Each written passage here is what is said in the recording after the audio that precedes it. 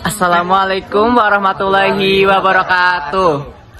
Halo, kami dari kelompok 2 PKWU. Di sini kami akan membuat mengenai video kerajinan dari limbah sekitar.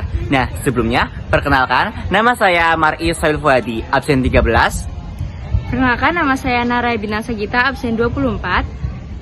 Perkenalkan, nama saya Melvina Aidin Tias dari absen 14.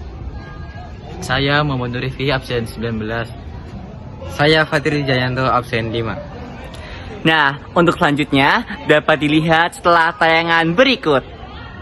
Kerajinan adalah suatu aktivitas atau proses pembuatan barang secara manual dengan menggunakan keterampilan tangan yang khusus. Nah, di sini saya akan menjelaskan mengenai pengertian dari limbah itu sendiri. Limbah merupakan zat buangan yang bisa saja tercemar maupun dia sebagai pencemar dari lingkungan sekitar. Nah, limbah jika tidak dimanfaatkan akan membahayakan bagi lingkungan sekitar, apalagi limbahnya merupakan limbah dari bahan kimia.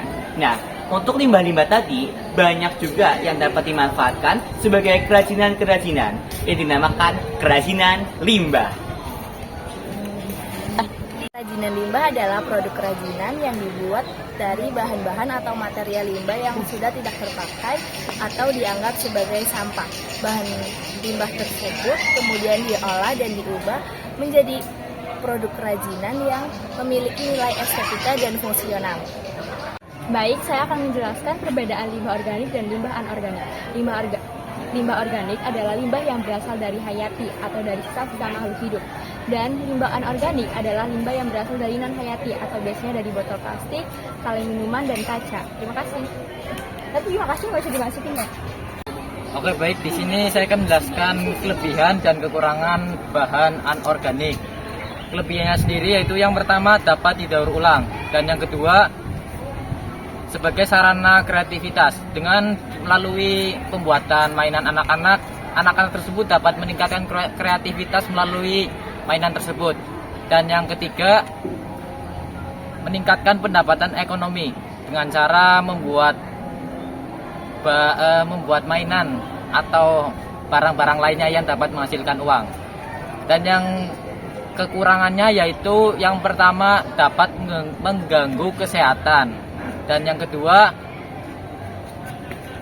merupakan sampah yang lama terurai oleh alam, dan yang ketiga atau yang terakhir dapat merusak lingkungan karena seperti plastik itu kalau menyebar kemana-mana kan dapat merusak, apalagi ditaruh di laut akan terurainya lama sekali.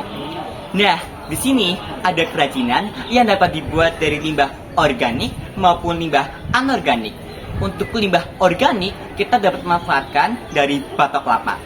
Batok kelapa tadi kita bisa manfaatkan sebagai celengan maupun juga sebagai tempat permen. Nah, untuk selanjutnya juga di limbah organik, kita bisa memanfaatkan bonggol jagung sebagai hiasan.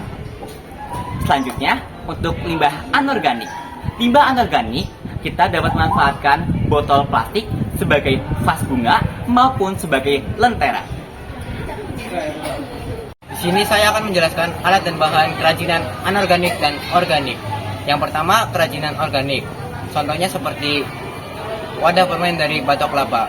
Alat dan bahan yang digunakan adalah pertama, batok kelapa, kedua, lem, ketiga, cat, dan terakhir, agar kerajinan tersebut nampak lebih indah, bisa menggunakan manik-manik. Yang kedua adalah kerajinan anorganik. Contohnya seperti vas bunga yang terbuat dari botol bekas.